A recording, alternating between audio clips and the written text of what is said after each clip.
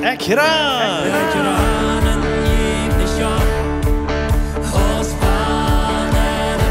Laat ons topranen en God kennenleren.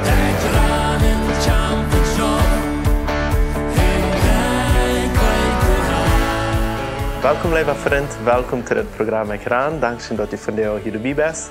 Mijn naam is Eduard Giesbrecht en ik heb hier vandaag met mij Bill Chela. Welkom Bill voor dit programma. Dank je voor de aanloning. So Bill, du bent voor jaren meestal in het programma geweest. Je hebt verschillende thema's gestudeerd. En aber nu al jaren niet meer. En ik freue mich zeer dat je deze aanloning aangenomen hebt. Want ik glaube, je hebt wat zeer bijzonders van jou. Bill, fang einfach mal an. Wo bist du abgewachsen? Wo bist du abgewachsen? Wo wir deine Kindheit und so weiter? Ik zie in Canada geboren en ik zie dat bij 10 jaar zie ik in Canada geweest. Ik zie niet in vorm opgewassen. Mijn ouders waren niet vorm. Mijn dad was in uitarbeider. Hij schofte im hospital. Die deed niet kranken bezorgen, maar die deed het gebied en al die dingen die bezorgen. En zo dat zo ik zie opgewassen. We wonen in de stad, we wonen niet in het dorp. En zo, maar wanneer ik 10 jaar oud was, mijn dad was in Praga in de Rijnlandse gemeente in Canada. En daar was een uitwandering naar Bolivie. Dat wordt aan 1968 kwamen we naar Bolivie. We waren een van de eerste Mennonieten wat hier in Bolivie pioneros waren. En van 10 jaar zie ik in Bolivie in een kolonie dan opgewassen. Ik ging toen een show. Ik had daar die school gehad en ik stel me voor, ik was dan een beetje werkledig geweest. Ik had daar goed geleerd. Ik had natuurlijk weer Hochdeutsch aan de show. Maar ik had goed Hochdeutsch geleerd. Ik kon goed Hochdeutsch verstaan. Ik kon niet werkelijk Hochdeutsch reden. Ik had het helemaal geëift. Maar ik kon dat goed verstaan. Ik leerde me dat goed verstaan. En zo, dat waren eentje van de dingen in mijn kindheid. Mijn kindheid was zeer normaal. Ik had een goed heim opgewassen. Mijn geschwisters alle veel alles ik. So ik zie meestens alleen opgewassen in het huis. Maar ik had goede ouderen, die mijn goed. Ik had helemaal geleden als kindheid. En ik kon niet zeggen, mijn ouderen, ik had goede ouderen, ik bracht helemaal duren dat ik voor naar huis kwam, dat mijn vader would bedronken zijn, dat hij me would vertellen. Ik had niets van zo wat. Mijn mama was zeer goed, we hadden immer genoeg tijd, we waren arm. Maar Kenia denken daar ook niet aan. Ik had een paar baksen, ik had een paar zinnige baksen, had ik nog sogar. En ik had nog sogar een paar zinnige show. Die wordt leicht het niet, maar evens, met de tweede moest ik mijn show aantrekken. En dan, jij moet thuis weer dan die show waren tegen haken. Maar bis boven kon dat verdient het, gaat schijn. En er fehlt dat nicht viel, was man als Eten anzutreiben. Sogar die Bibel sagt, dass wenn wir Eten anzutreiben haben, sollen wir dankbar sein. Als een kind, wanneer die zekerheid hebben, dat van die naar huis komen, dat er een vader en een mama is, wat in het lijf gaan, en door een schutz voor is, en de eten om daar is, die gaan alles wat entfehlt. Wo entwickelt sich dein Leben jährlich? Von Kind nach vielleicht in der Jugendzeit an, wo sagst du jährlich die Welt? De Jugendtijd, daar ändert zich zeer veel. Het is eerst al erwähnt dat mijn dad weer in Praga. En de winst die hier naar Bolivie kwam, de oorzaak waarom die wie een grote part naar Bolivie kwam, is die wilden ook 2 Pragers van die gehad. So dat waren mijn ouderen weer nog een in Praga, weer in de Fries. Die trokken dan ook hier aan, om aan de eerste gemeente hierin, aan de eerste kolonie, dat weer Las Pavas, die getrokken. En zo, nu wordt wanneer we eerst in Bolivien waren, dan vangt het koloniesysteem aan, want we waren niet van Canada, we hadden een koloniesysteem. Maar nu vangt het koloniesysteem aan. En die zagen dat nu voor andere kolonieën dat deden, en dan vangen die aan de regelen aan te vuren. Dat we niet werkelijk gepland, dat die worden al de regelen aan te vuren, maar dat vangt bald aan. En everdem kwam ik in de jugendjaren aan. En zo wils mijn vader in Praga weer, van mij wordt verlangd dat ik een voorbeeld moest zijn voor al die andere jugend. En ik geloof ik wie ook een voorbeeld, maar niet werkelijk een gouden. Ik was 15, 16 jaar oud, dat was niet mijn opgave, een voorbeeld te zijn voor andere jugend. Dat was niet mijn arbeid. En du hast die Regeln nicht alle gewählt, was du nu das aber immer nur fallen. Überhaupt nicht. En zo door wordt dat, mij wordt voor alles beschuldigd en dan nog voor dingen wat ik niets meer te doen had. Ik weer natuurlijk, ik weer een deel van de dingen die ik maak. Maar Ik word met zeer veel dingen wordt me beschuldigd. En ik weer 7 dagen de week in trouble en 2 maal om zondag. En zo. En ik weer, dus in de kolonie Olivina's, dat Apagos leven en de superie weer door Kraxis en alle koloniën zijn. En zo, ik weer natuurlijk, een van de grote jongens. En toen een grote jongen zijn, moest je drinken eens mee. Dat moest onbedingt. En de superie heeft me helemaal werkelijk geïnteresseerd. Dat mij die werkelijk ontrekt dat als helemaal was. Ik leg niet bedrunkene Menschen, ik leg die da nicht, ich leg die noch nicht.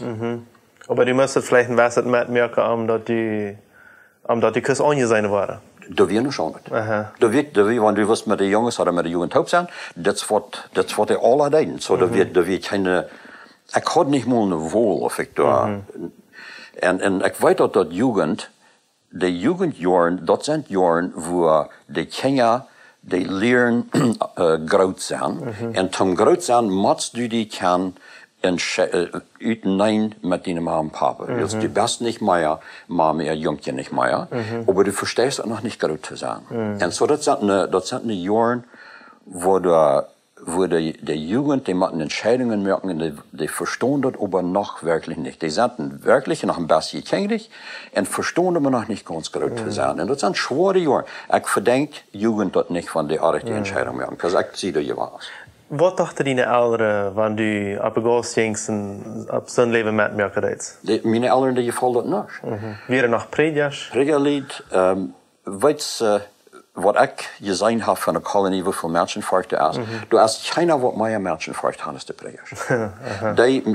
Mijn dad had zeer veel mensenvracht. Ik weet dat mijn dad de mijn gaat. Ik weet dat mijn mama de mijn gaat. Dat we gedacht dat die mij slecht willen behandelen, maar de druk van de andere mensen, dat we leichter mee te beherrschen, als jane te beherrschen, zou ik vielleicht lieber sagen. Oder dat jane te bereden, dat is een oplossing, dat jong die zich nu aanving, wat hij entscheiden wil. Ja, en zo, de einzige weg waar mijn vader kon een leider zijn, is mee beherrschen. Aber wens nur zijn denken nog. En ik had hem dat, ik zeg hier wat dingen wat niet goed werden, en ik meen dat niet om mijn Eltern erover aan, maar dat is wat er passiert. En zo kan niet leven in grote ganzen vielleicht bij van de dag nog passeren dit. Unbedingt dat is dat. En zo, ik zie onder die omstand opgewassen mijn Jugendjaren, wanneer ik me terugdenke aan mijn Jugendjaren, ik had geen goede herinnering daarvan. Wanneer die mij worden gaan wat goud aangeboden, ik word dat meest immer, waar ik dat goud genomen had. Wanneer mij wat hadden goud aangeboden. Ik zei dat eens, dat was de Jugend. 95% van de Jugend, die willen werkelijk wat goud. En dan zijn er nog eenmaal 1 oder 2 Mark, die zijn werkelijk, die zijn uit nog worstig zijn. Maar de meerheid Jugend, die zijn niet. Ik ga een gouden touw vertrouwen op Jugendlichen, die gaan dat, wat het veel dat als de schuld van ons als gemeenteleiders, die dat niet onderbijden wilst. Ik weet dat, ik wist dat ik wat dat gaan wilt, wanneer mij hadden die gelegenheid gegeven. Maar ik had die gelegenheid kwijt. Dat er vielleicht nur een plaats wie we Jugend kunnen spelen, komen, een Bibellehrer en zo wat. We hebben al bal gespeeld, anders wordt je drijft, we worden schaak geven, nog eenmaal worden bal gespeeld. En zo, ik weet dat, ik zei te mijn vader, on je heel nans, wel, ik wil niet zijn, on je heel niet strijden. Ik zei, wanneer we aan de kolonie waren en we deden wat bal spelen, of we deden top komen en zingen, of zo'n dingen als dat, dan wordt ons allemaal dan geleerd. Ik zei, de enige weg waar we vrede hadden, is we moesten Brüder daarvoor zoeken. Dan hadden we vrede. En als je kind opgewassen werd, dan werd het oké, wanneer je weer bal speelt? Ja, als een kind, ja. So, voor die moet dat geen zijn, dat je nu zo begroot op eenmaal niet meer bal spelen? Nee, dat moet mij geen zijn, maar dat moet de anderen ook niet zijn. Ja. Wanneer ik nu met de Jugend reden over een kolonie opgewassen zijn, dan moet dat ook niet zijn. Dat moet geen zijn. Waarschijnlijk moet vielleicht niet mal de ouderen dat zijn, dat we... Mijn dad wilde ook met de jeen. Persoonlijk wilde ik ook jeen. Maar wils de kolonie had het zo, nu moest hij de jeen zijn. En nu moest de jongens einfach meest in een haal gedreven worden, wens toen weer reilen opgeschoen. En ik weet dat, toen ik met mijn dad ons deze onderhouding had, die had niet een antwoord voor mij. Zo, ik vroeg mijn dad mal, wat zal we doen als jongen? Ik was 18 jaar oud. Wel, niet dit. Oké, ik zei, loop me dat nog eenmaal voor jou. Wat zal we doen? Wel, niet dit. Ik zei, dan, die antwoord, du hast geen antwoord voor mij. Hoor je maar. Du hast keine Antwort von mir, du hast mir nicht eine Antwort. Du hast nichts anzubieten. Und so dort ist, da wird keiner, nichts da. Dan jaft het niet. Je moet irgendwas doen. Wat du niet goed hast te doen, dan worst je wat damit doen. En dat is niet bloos voor jou, en dat is voor alle mensen die ook zo staat. So, wo geht es dann, dass u diesen Jugendleben nu op einmal hier in Morgen zetten kon, wat een Bibel abgeschaut heeft en wat een prediger sogar von dir ist? Wo geht es? Ik kan niet anders zijn als dat de zeer grote genoot van God wils. Ik wil het lijken te zijn, ik wil zo klug was. En dat is aber niet zo. Okay. En dat weet ik ganz En wat passiert het Ganze? Er waren twee dingen. Mijn dad, die niet aan het werk zoveel, maar persoonlijk, die wilde nog mal zijn zeichnis vertellen. Mijn dad weer van 9 geboren. Okay, wow. Ik weet dat hij weer van 9 geboren. En zo hij heeft zijn zeichnis verteld, en zo dat heb ik gehoord. En dat andere ding is, ik heb hem geleerd. Dus zum Beispiel, dat een vrouw hem moet een mens noodwendig neu geboren worden. Moet een mens als dat neidig dat hij van 9 geboren wordt. En de antwoord is 100% woord voor woord uit Johannes 3, waar Jezus met Nicodemus reden heeft. En hij zegt, joh, als ohne de nieuwe geboorte kan keiner dat record zijn. En zo, ik wist wat hij vers meint. En zo, dat we een nieuwe geboorte. Dat andere denk we dit. En ik geloof dat we de Heilige Geest, die geeft mij dit beeld aan. Dat we, en ik denk met, we willen ons al bevrienden, ik denk met Martha, wat Lothar mijn vrouw wordt. En ik wist dat mijn leven is het nu weer. En ons bevriende leven aangaan met dat spaats doet. Dat had niet een, dat weer niet een toekomst. Dat weer niet een toekomst. En zo, de Heilige Geest, die geeft mij een beeld aan. Ik ging verlangen weg. En er weer een vark, die ging die weg, naar de rechterzijde. En een vark, die ging naar de linkerzijde. En de Heilige Geest zei, wil die een van deze. Wanneer du den rechten neemt, dat is die bekeren Jezus Christus. En wanneer du den linken neemt, du kannst wieder gaan in die leven waar du bent. Maar de Heilige Geest die zegt ook, ik wil die geen garantie geven. Dat er nog wat waar en waar zijn waar du kannst aanmerken. Ik wil die geen garantie geven. Dat is niet, vielleicht niet aanmerkelijk, maar ik wil die niet geen garantie geven. En zo, ik entscheid me dan, ik wil den Jezus wegnemen. Ik wist wat ik zou doen.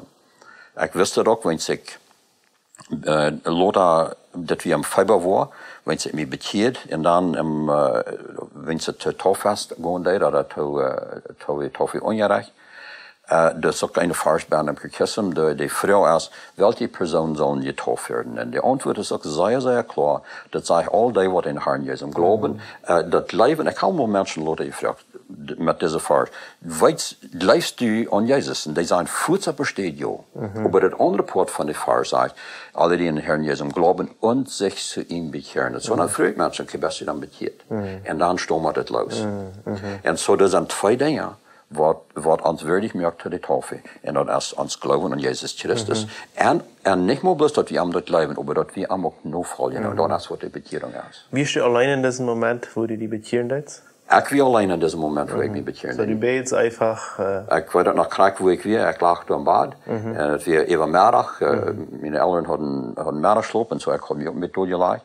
Und dort wir dann, dass wir eine, wo soll ich das sagen, dass wir nicht, dass das viel mit Emotionen ist, oder dass das viel Fehlung, dass wir eine Entscheidung, eine Lebensentscheidung. Und ich weiß von der Tag noch nicht ganz genau, warum Gott mir das gegeben hat und der andere nicht. Sehr schön. Sehr schön von dir zu hören. Die Zeit ist von dir auch hier zu eng. Aber nächstes Mal werden wir wieder gehen, wo wir ihn befreien und wo wir ihr Leben wieder ran hat. Und sehr schöne Zeugnis. Und ich möchte die Leute hier Frau, wenn die das gefallen haben und die ihn sehen, erfahren hast, dann musst du das mitteilen mit all deinen Freunden über Facebook oder WhatsApp, wo immer, dass viele Menschen hier sehen werden. Ich möchte Gottes Segen wünschen und bis zum nächsten Mal. Ciao, ciao. Ekran wird in Bolivien produziert. Wenn du mit uns reden willst, schreib uns im WhatsApp nur Meierteken 591 77 88 4479 oder schreib uns im Facebook oder ein E-Mail nur ekran@gmail.com.